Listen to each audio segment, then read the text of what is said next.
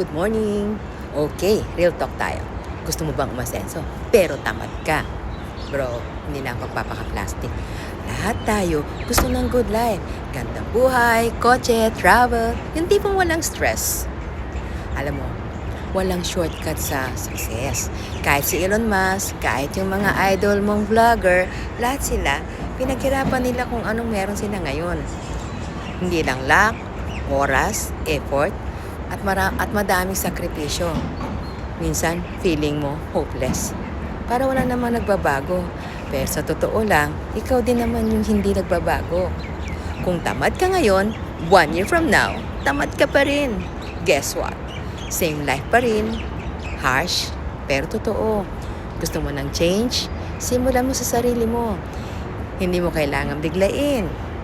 Start small. Gumising ka ng mas maaga. Tapusin mo yung mga sinimulan mo. Tigilan mo na yung mamaya na.